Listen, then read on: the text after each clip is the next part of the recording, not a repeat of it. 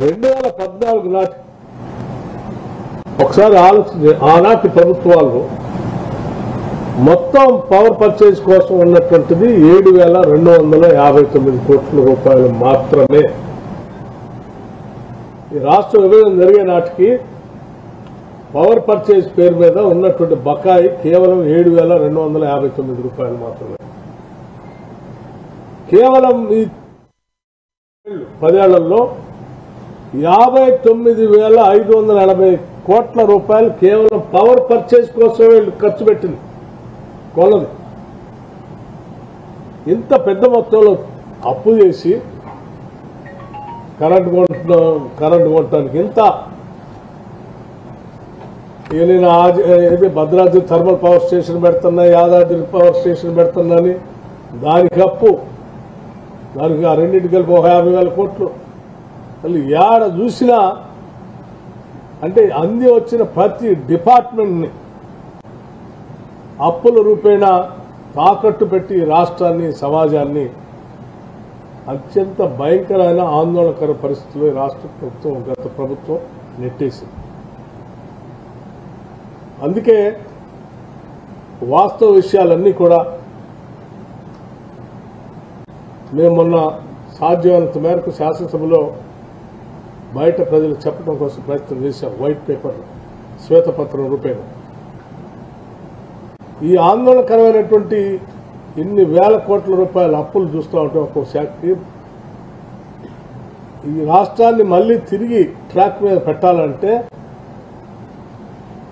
చాలా నిబద్ధతతో, ప్రణాళికాబద్ధంగా, ముందు చూపుతో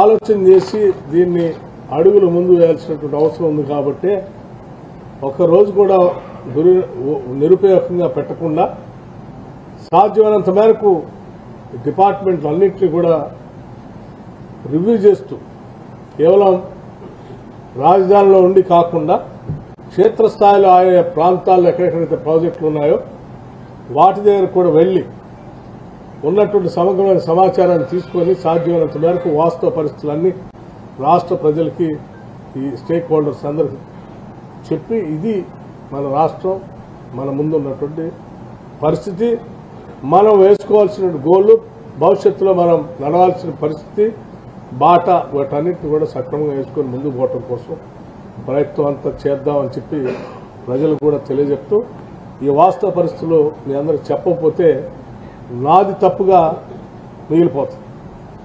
అందుకే నేను సాధ్యమైనంత వరకు ఈ అంకెలు ఇవన్నీ కూడా ఆన్ రికార్డ్ స్టాటిస్టిక్స్ నుంచి తీసుకునే, ఈ గాలి కబుర్లు కాదు, రాజకీయ ఉపన్యాసాలు అంతకంటే కాదు. కేవలం స్టాటిస్టిక్స్ నుంచి ఈ ప్రభుత్వం చెల్లించాల్సిన బకాయిలు, తెచ్చిన అప్పులు, వీటన్నిటిని తీసుకొని మీకు సమగ్రంగా సమాచారం ఇస్తా ఉన్నాను.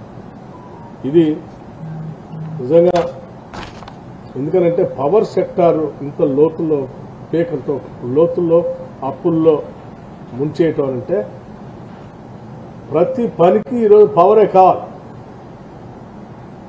ప్రతి ప్రొడక్షన్కి పవరే కావాలి.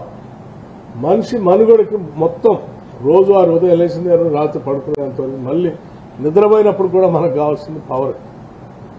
అట్లా మనిషి జీవితంతో పెరవేసుకున్నటువంటి ఈ పవర్ సెక్టార్ని పీకల్లో తప్పుల్లో ముంచేసి కోలుకోకుండా చేసినటువంటి ఈ ప్రభుత్వాన్ని ఏం చేయాలో, గత ప్రభుత్వాన్ని ఏం చేయాలో కూడా అర్థం కావట్లేదు.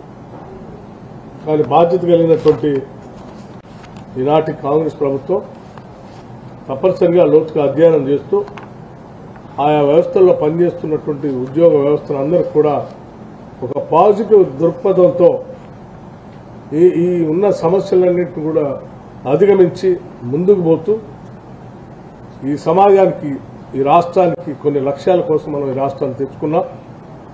ఇక్కడ ఉన్నటువంటి సమాజానికి మంచి భవిష్యత్తు ఇవ్వడం కోసం ఈ రాష్ట్రాన్ని కోరి తెచ్చుకున్నాం. ఇక్కడ ఉన్నటువంటి నిరుద్యోగ యువతకి ఉద్యోగ అవకాశాలు కల్పించడానికి రాష్ట్రాన్ని తెచ్చుకున్నాం. ఇక్కడ ఉన్నటువంటి వనరుల్ని ఈ ప్రాంత ప్రజల అభివృద్ధి కోసం వాడుకొని ఒక మంచి రాష్ట్రంగా దీన్ని దేశంలో పోటీపడేట్టుగా తయారు చేసుకోవడం కోసం రాష్ట్రాన్ని తెచ్చుకున్నాం. కాబట్టి ఆ లక్ష్యాలని చేరుకోవటం కోసం మనమందరం మనమందరం కలిసికట్టుగా ఉద్యోగ వ్యవస్థ, అట్లాగే పౌర సమాజం అందరం కలిసి ఈ ఆ లక్ష్యాలను చేర్చుకోవటం కోసం అంకితం అవుతూ ఈ సమాజ అభివృద్ధి కోసం అంకితం అవుతూ ఈ తెచ్చినటువంటి కష్టాలు గత ప్రభుత్వం ఇచ్చినటువంటి ఇబ్బందులు అప్పుల్ని వీటన్నింటిని అధిగమిస్తూ ముందు పోవటం కోసం మనందరం ప్రయత్నం చేద్దామని చెప్పి ఈ సందర్భంగా మనవి చేస్తూ సరే భద్రాద్రి థర్మల్ పవర్ స్టేషన్ మనందరికీ తెలిసిందే ఇదో పెద్ద సమస్య.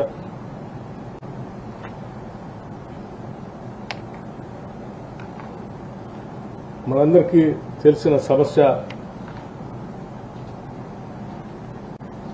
సూపర్ క్రిటికల్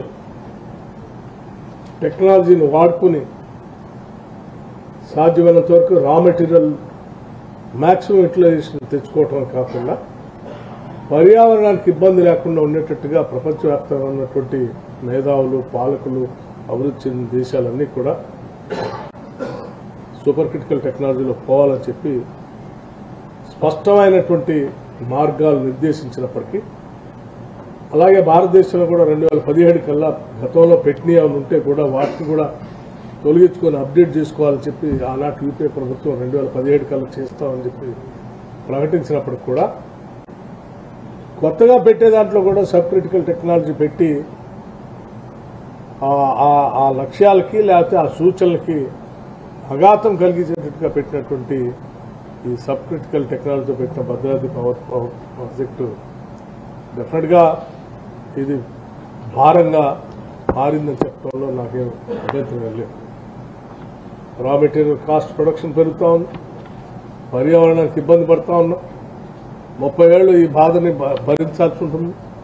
ఈ లైఫ్ 30 ఏళ్ళు అంటే ప్రతిరోజు ప్రతి నెల ప్రతి సంవత్సరం దీని మీద పడేటువంటి ఖర్చు అదంతా కూడా రాష్ట్ర ప్రజలు మోయాల్సిన పరిస్థితి వస్తుంది.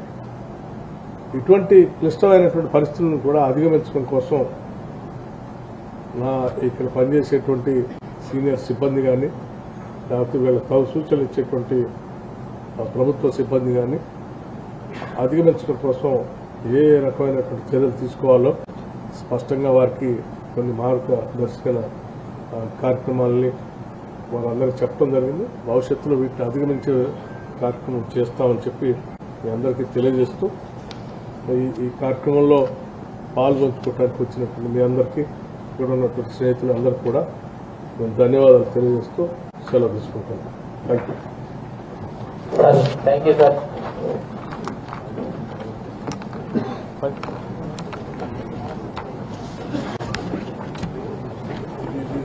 డబ్బా ఇందులో చాలా విషయాలు సార్